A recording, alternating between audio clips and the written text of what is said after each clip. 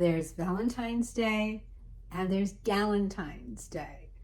And there's buying yourself flowers, dancing with yourself, just like Miley Cyrus sings about. But it's not the same as the ultimate relationship with your divine self, your me-lationship.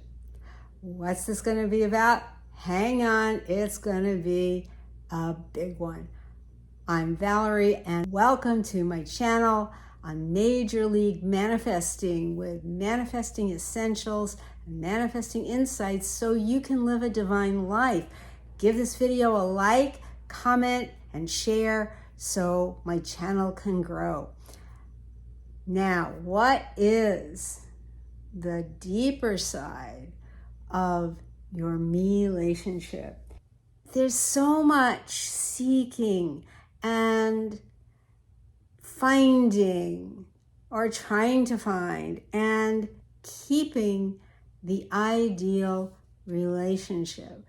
How many times have we attempted this to find the dream person, the one, the SP, the beyond the SP, the soulmate, maybe the twin flame, with so many meanings attached to this. What side of the galaxy is that person on? Where do I have to go to find them? The relationship from fairy tales and romance novels, from rom-coms, from Disney films, from social media influencers who talk about how quickly they manifested their dream person. Would that ideal relationship also have been modeled by your family, by your parents or grandparents? In my family, it was my grandparents.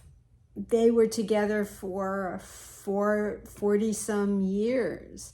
Not that it was a even, perfect, always lovey-dovey relationship. No, of course not. It wasn't. Had that longevity that we all admired so much. But it's more than simply the longevity. I mean, yeah, people can stay together for a really long time just out of habit, just out of not having the energy to go beyond it, just because they have settled into something. And yes, it can be stable and it can be wonderful and it can be an inspiration. So it's not that there's something in a sense problematic with it, but you can be in a relationship like that and still feel that you're at odds, that there's something you are at odds with. You can be living in a mansion with somebody, but if that relationship isn't working, you're going to feel totally boxed in. You're going to feel closed off. You're going to even feel alone and alienated within the relationship. It's just what starts to happen when it's not working. And I've been there. I know what that can feel like. You can live in a very wonderful big house and still feel you're together and still feel that you're alone, in a sense, abandoned. Still wondering why, despite all that and all the fantasies that the beautiful, romantic, passionate, loving, fun, hot, sexy, crazy relationship doesn't happen for you. And you're also going to be looking into yourself saying, what am I doing wrong? Where am I going off? But it's because if you're looking outside all the time, that's not the place that you're going to find it. It's turning inside. It's turning the lens around to look inside. Or maybe it's looking for something beyond the standard 1+1 partnership. It could be that you're looking for something in open marriage, polyamory. There's so many different styles of this. And you're looking for something that makes you feel connected, that makes you feel you have found what it is that you really want. But that's not where the me-lationship actually begins. It's not looking outside in those structures for it, or in those types of storylines for it that Hollywood generated, the Disney version has generated, the fairy tales have generated. It's not that. It's more than that. Otherwise, you're saying, well, why am I always getting ghosted? But if you are God and you understand that your awareness of being is God, God doesn't get ghosted. God doesn't ghost God. But if that's what your belief is about yourself, that is what is going to keep happening for you again and again and again. It's not about this person or that person, about it has to be that person, about it's got to be the right person, but it's still always something that is not, where all the dots haven't really connected. If you've ever had that feeling, stick with this video to the end. You'll understand. It's always coming back to you. So if God is getting ghosted, well, WTF. Something is out of whack here. Why would God, your awareness of being, be piling on the drama, the discomfort, the depression, the feeling of anxiety about another person or person who still hasn't shown up,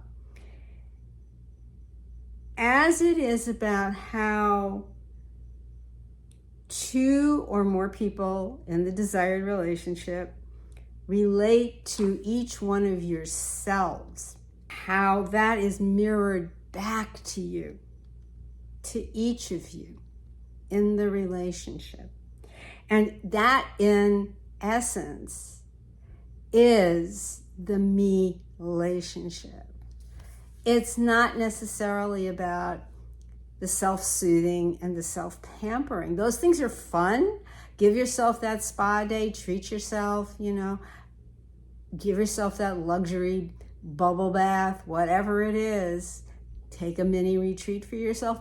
Those things are fantastic, but it is truly your deepest intimacy into me.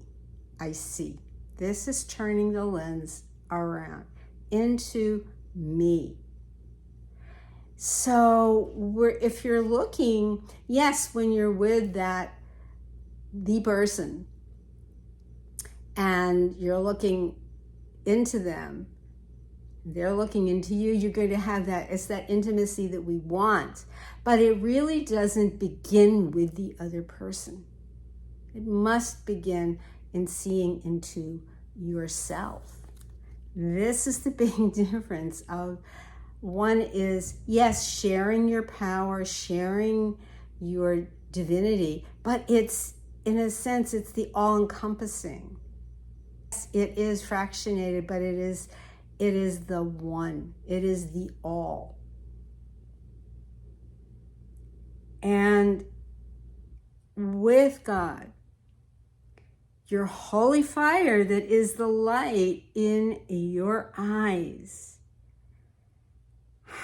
that is your me-lationship, my boo. And what is that in being you? It is elation. Elation. It's joy. Could it be comfort and support and warmth and peace from within? True self-love is really sometimes hard to grasp. A lot of the times, I often see people commenting, they don't quite get it or they don't quite feel it. Because yes, you can do wonderful sensual feeling, and then it has to sink deeper. it goes even deeper than the nervous system. It goes beyond that. It is in consciousness itself. It's totally opening to that. And yeah, it's the doorway. The nervous system, the body is the doorway to it, no question. What's happened is that because we have gotten out of touch with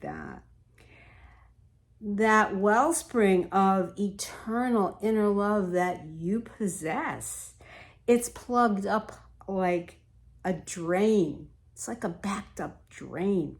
And it causes you to fall back and drown out your own inner divinity that is whispering to you, that wants to shower love upon you, within you. And that is why we feel that isolation, alienation, that sense of suffocation, and that trauma that comes with that. It's shutting down or shutting out the true source of you. It's where the fun and the play and the love are waiting. But we've just been avoiding it. We're just covering it over with distractions, with going out, looking outside for what's waiting inside. That's huge and powerful, and that is contained inside of you. In the law of assumption, where you select the state to manifest, to bring forth, to bring to life this love as the happy, loving person. And that's usually how it's always phrased. Whatever the state is, the phrase behind it is happy. The phrase that precedes it is happy, loving. Whether you're the happy, loving chairman of the board of a bank, it's happy, loving. Whether you're a chef, happy, loving chef. Whatever you do, it's with happy, loving in front of it, or certainly loving. It's all going to be in there as part of what makes this tick, is that happiness, that peace, that love, that joy. So if you're looking for that person to manifest the loving, the partnership, you are the state you've chosen, happy, loving partner, or happy, loving man, happy, loving woman, happy, loving husband, happy, loving wife or spouse, if you want to say, who is loved, adored, cherished by their partner. That's the feeling, that is the state that you imagine from the feeling of having that person, of having that relationship. But it's coming from your me-lationship, because you are the one giving life to that. For that to appear for you has to start within you. This is where God is speaking directly to you. Being fulfilled. It's not wondering when, oh when. Not necessary, because it's all now, it all is, it's all there. So watching the clock, setting the alarm, no, it is not required. It's not required. It's letting that piece drop away. And it's living with that feeling of fulfillment, of having it now. It's nothing to need to manipulate, because if you've decided that, it has to come to you. There's no force that can stop it. Neville Goddard said something once about no power on earth. When you have unleashed that desire, there is no force, no power on the face of the planet that can stop it. That's cosmic law right there. It's the bond between you. I and my Father are one, but my Father is greater than I. So it's within that divine love that we call God and call the Father. So it's trying to push that away, cover it over. And yeah, we can lose ourselves in distractions and binging this, binging that, to cover up that emptiness, that hollowness that's there. As long as we stay distracted, we won't notice it. Or we're covering it over with various things that we want to binge on, or the distractions of social media and the distractions of other things, to make like it's not a problem, make like it's not there. Like the emoji with the eyes, with the two blue spirals in them, that kind of, yeah, if I'm in that state all the time, then I'm in that, then I won't have to face myself. I won't have to face the fact,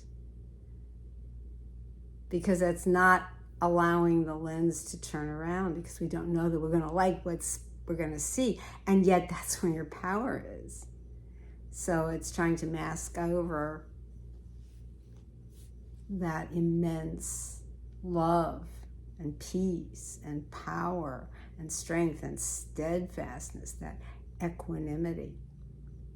No matter what's rising or falling in your life, it's there. This is that precious, priceless, with using your imagination, what Neville called the pearl, divine imagination, to give yourself that, to have that sense of satisfaction and fulfillment. And it's doing that as God. That is the promise, being able to see that with God's eyes, hear it with God's ears. That was what the promise is, living from that inner love, that inner self, the highest. And this is knowing yourself as God sees you and knows you. Your awareness of being, closer than your breath. Rumi, the great poet Rumi, said that, closer than your breath. It's meant to be your me-lationship, that can be your priceless dwelling place, your most natural dwelling place. And it's the gateway to all your relationships. Every kind of relationship comes through the me-lationship. Yourself reflected back in every pair of eyes that you encounter. That's how it is. In every pair of eyes. And that's why seekers, notice, seeker begins with S-E-E, to see. They want to, they're seeking, they are looking to see the truth. And that's why they have sought the presence of sages and ascetics, yogis, ascetic yogis, gurus, beings who have no apparent blockage in their gaze. And that's why I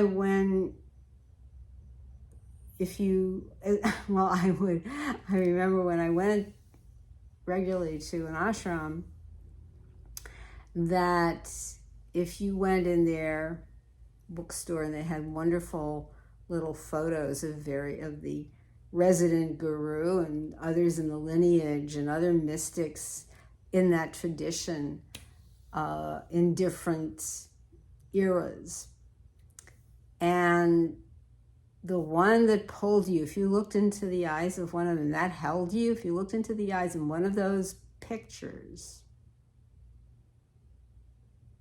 and that held you, that gaze held you, what you didn't realize is that you were basically looking, it was so unblocked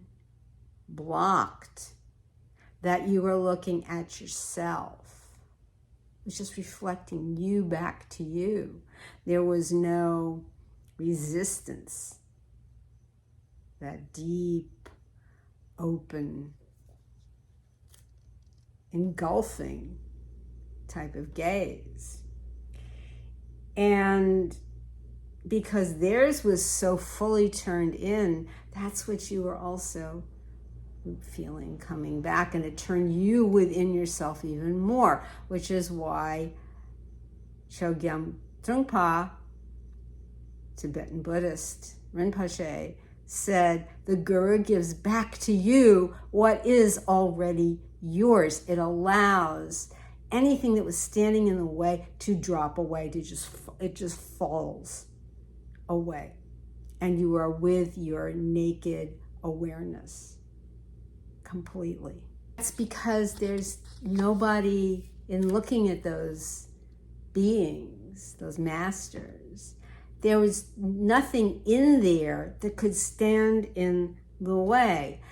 There's no guard at the gate, like when you go to visit someone in a private community and you have to stop at the little guardhouse, and they're gonna, you gotta wait here and we'll call them up and make sure it's okay for you to come in. Or a bouncer at a nightclub, right? They're blocking the way. Got to check out that everything is all right. But there isn't any of that here. There's no boundary that you have to worry that you're going to cross. It's meant to take all of your guard gate bouncer figures down. Not to trample your boundaries. That's a very different thing here. But it's any resistance is pushed aside. Love moves anything that is not love out of the way to make room for more love.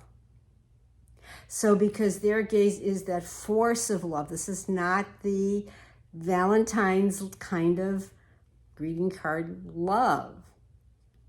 It's truth as love. It's a force.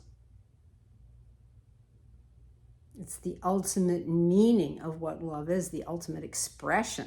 This is the direction that you're turning in. And when your inner bouncer steps away, you see that love in the eyes of pretty much virtually everybody. And you'll see it in family, maybe even family members you haven't had a good relationship with in a very long time, or that you rarely ever get to be with, and you see them and it's there. You see it in friends, acquaintances, strangers, even the briefest encounter, even the briefest conversation. You're going to feel this welling up of love, and they're going to feel something that they might not ever have been aware of before. It's all through the eyes. It's all through the eyes. And one of my early Indian master teachers called that the highest love, the highest religion, is to look into another person's eyes and hold that gaze, because that is the eyes of the heart that you are seeing. This is God dwelling in the heart. And that's where you feel that love is coming through the heart. So you're really, and that master whose picture drew you, it would take you down into your own space of your heart, to that deep inner love, to what consciousness is. And that is what you are seeing from. When you are seeing with the eyes of the heart, of your heart, as opposed to simply looking and expect everything to be out here, but you've turned the lens. Nothing ever is quite the way it was. You could literally go into a big box store, Walmart, for instance, or a big supermarket, and you will look at everybody with the tenderest feeling, as if they were all your children. Tenderest love. It's pure, eternal, infinite love, beyond emotion and beyond definition. It's a force. Love moves anything not love out of the way to make room for more love. This is your ultimate me-lationship. Fearless, boundless, steadfast. Everything and everyone that you see, you hold in the purest and tenderest feeling. You just gave birth to them, because in a way you did. Thank you so much for watching. If you liked this video and enjoyed it, drop a comment below. I love to read comments. Give it a like, share it, subscribe to my channel, and hit the bell to be notified of my upcoming content. And I thank you so much. I love you so much. And I'll see you in the next video. Love you, boo. See you soon.